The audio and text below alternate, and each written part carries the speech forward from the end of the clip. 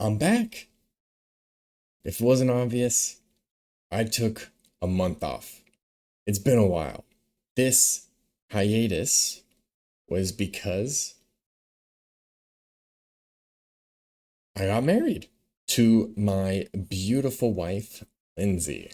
This was at the beginning of April, April 12th. Leading up to that, we were celebrating with family, friends. Afterwards, we went on a short honeymoon, and all the while, I was finishing all of my homework for my last term of my teaching credential. We had a busy freaking month. Not even to mention that 2 weeks before we got married, the end of March, is when I went to Atlanta for the Boston Invitational.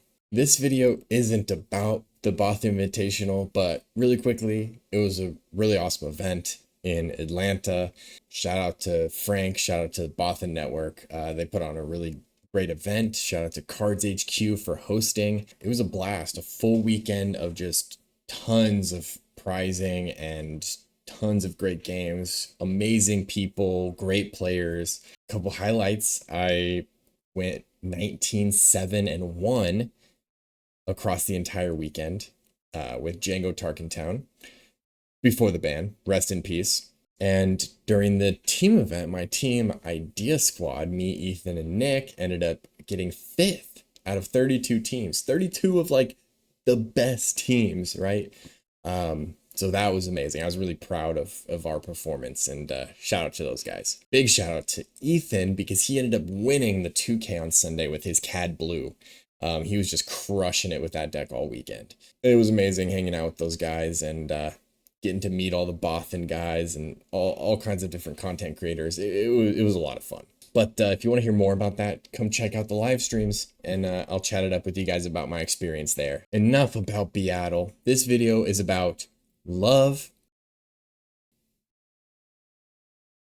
and the Fresno Planetary Qualifier. Leading up to this, I was so excited that Fresno got a planetary qualifier. Like, oh my gosh, it's my hometown. This is the best. I don't have to drive for 4 hours just to get to a PQ. I just go 20 minutes to my local game store and play in a really competitive big event. It was really freaking cool. I was excited, but super unprepared. Oh my gosh, taking a month off is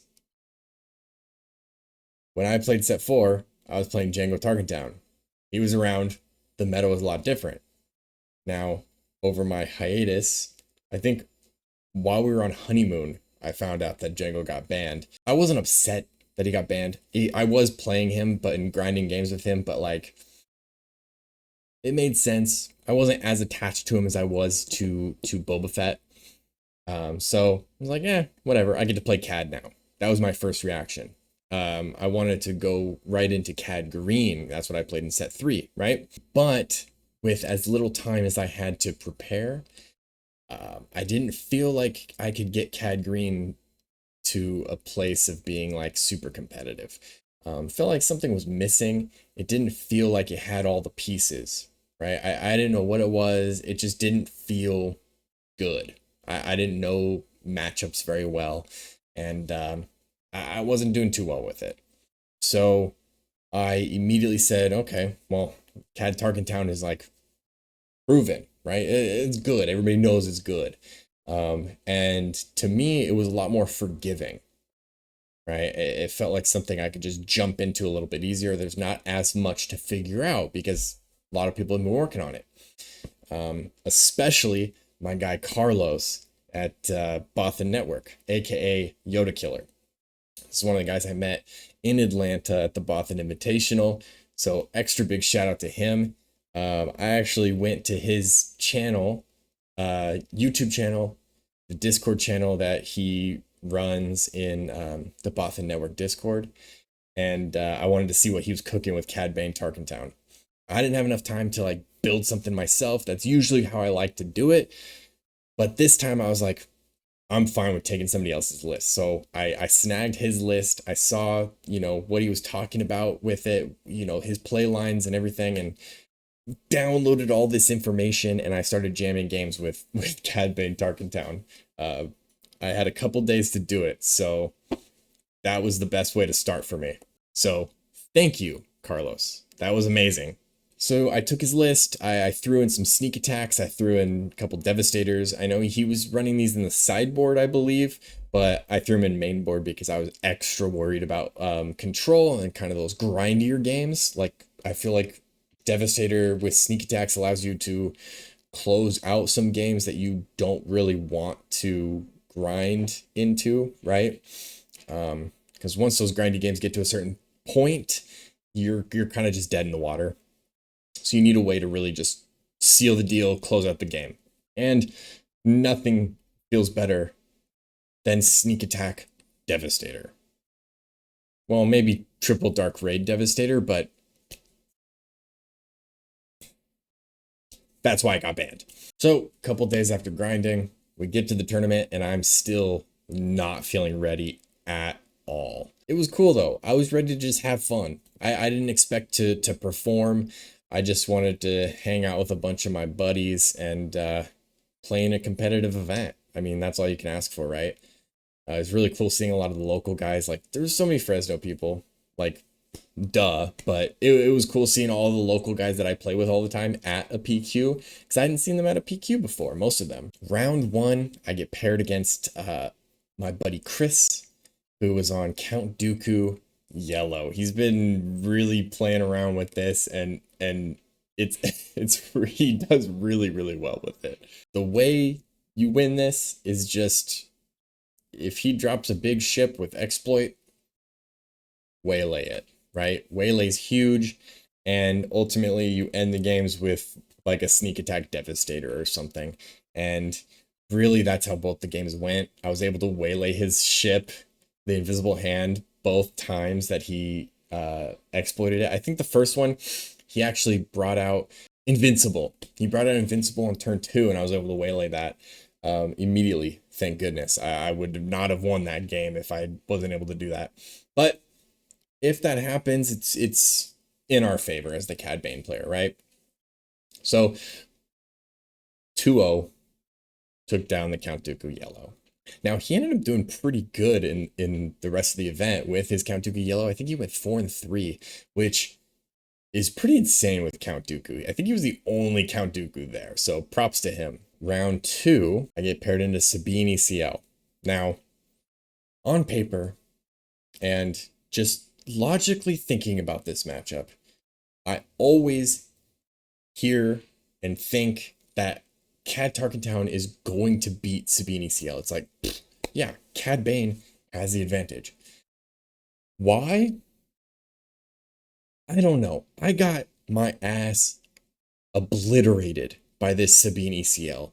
He was doing I did not have this matchup figured out whatsoever. He was ECLing his turn 1 play just to get rid of my turn 1.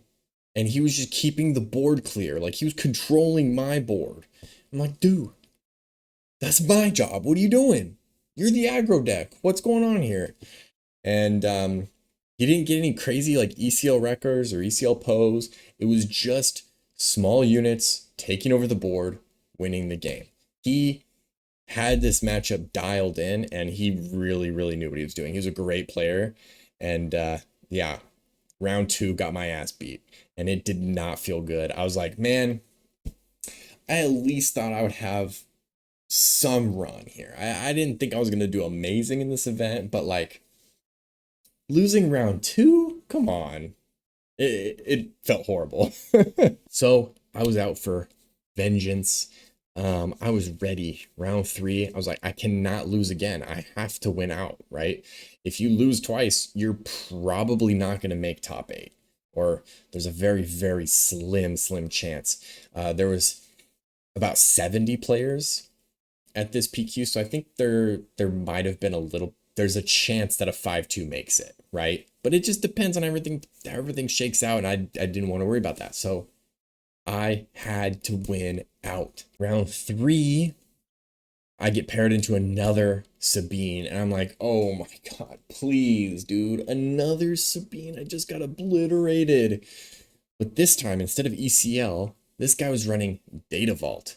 And this was before we started seeing these pop up all over in PQs, because this was the first PQ weekend. And I was like, I know I've been gone for a little bit, but I did not expect to see a Sabine Data Vault. Like, that's a new one.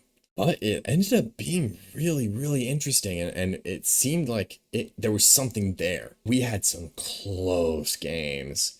It got down to the wire, and I kind of remember this critical board state we had where he had a home one that I had just bamboozled. And I don't exactly remember, but I had like a Cad Bane unit and something else. Maybe Cad Bane leader. I had just bamboozled the home one to like save myself from dying. I was at 17 life. He was at 25. It's his action. In order to win in one action, he has to ping to get me to 18 to then swing with home one.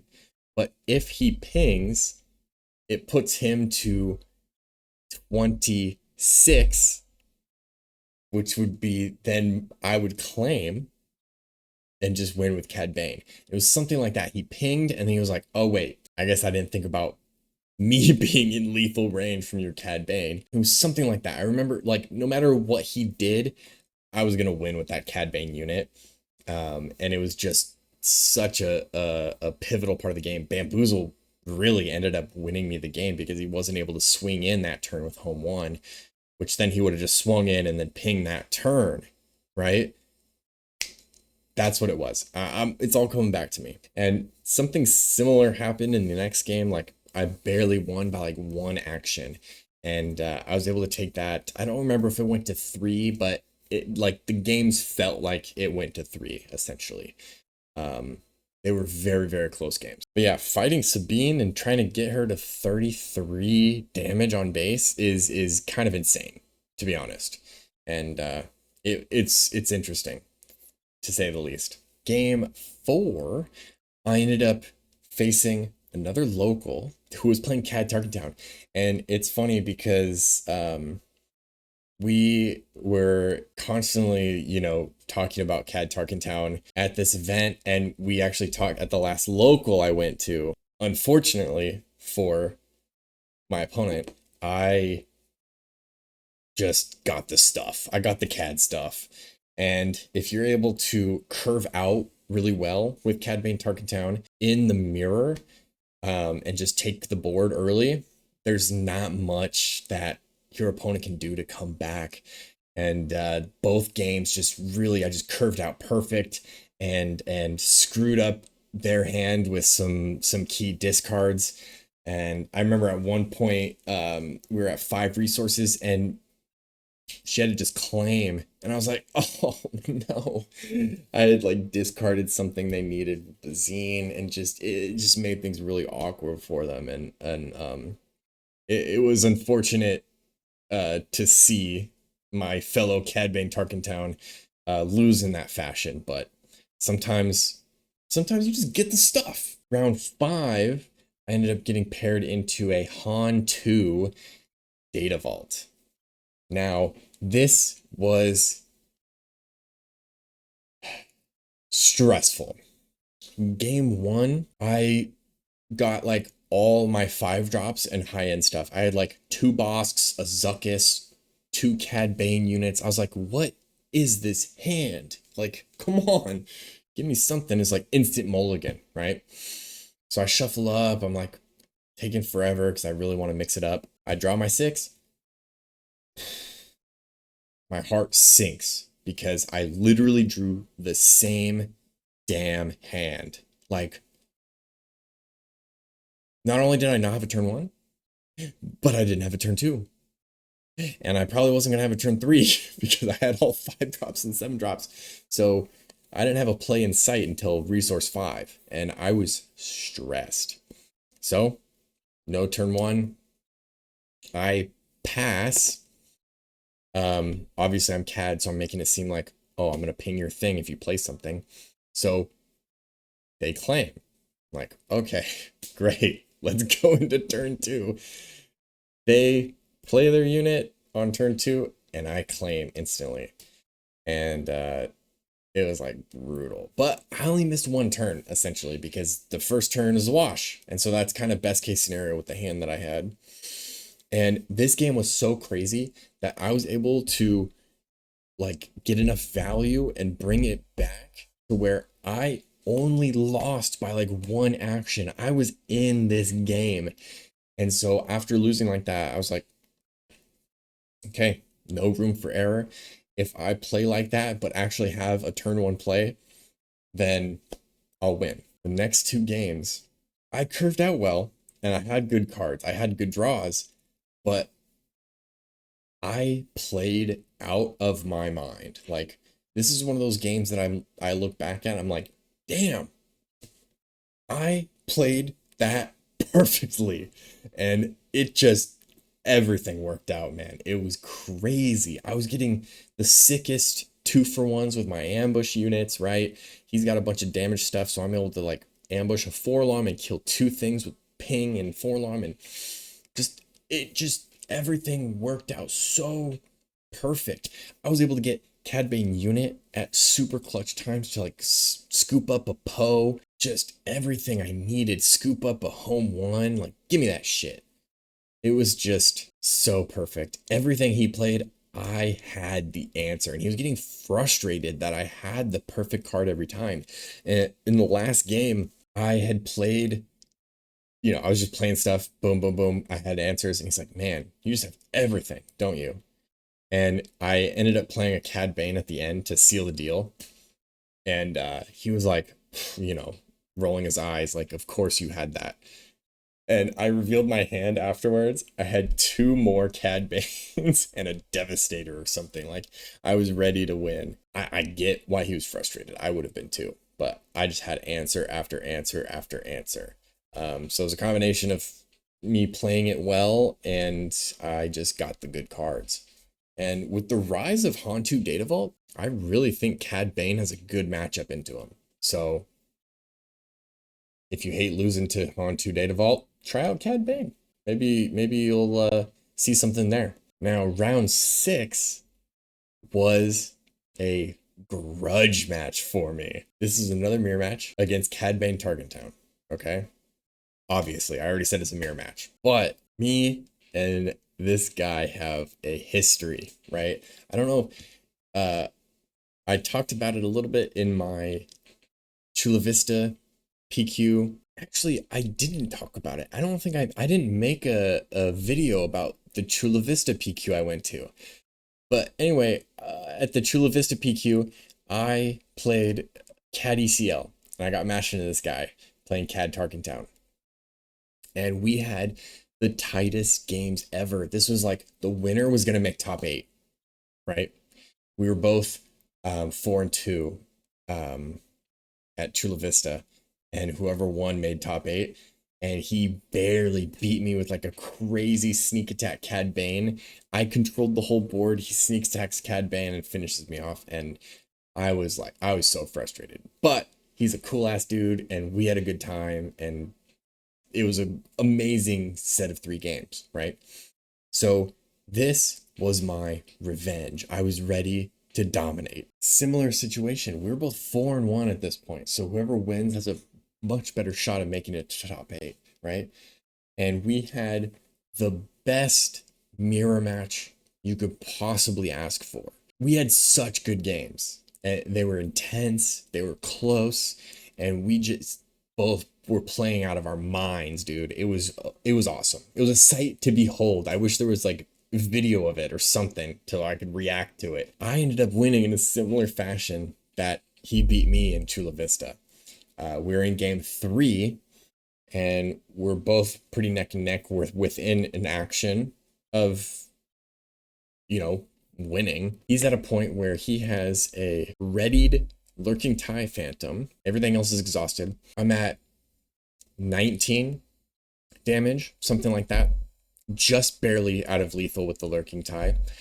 But he has enough resources up for me to believe, okay, he's got a surprise strike or something that can finish me off, right? And I don't have enough damage on board. I'm not presenting lethal. It's close, but I know I can't make it unless I can stop this Lurking TIE Phantom. Unless I can stop whatever he has in his hand to potentially win in the next action. So I smuggle out a Bazine from my resources, keeping 4 resources, an important amount of resources for what you'll find out later. And I find he has a Boba Fett pilot in his hand. Now, if he attached the Boba Fett pilot to Lurking TIE, he would have perfect lethal on my base. So I say, get that shit out of here, and hope that he doesn't draw into a surprise strike or another Boba pilot or something. So his next action, he swings with the Lurking TIE Phantom. Well, that's GG then, because I have a Boba pilot in my hand, 4 resources, and a sneak attack. So I'm able to sneak attack out the Boba pilot and just finish him off. And it was amazing. It was poetic, honestly, because that's how he beat me in Chula Vista.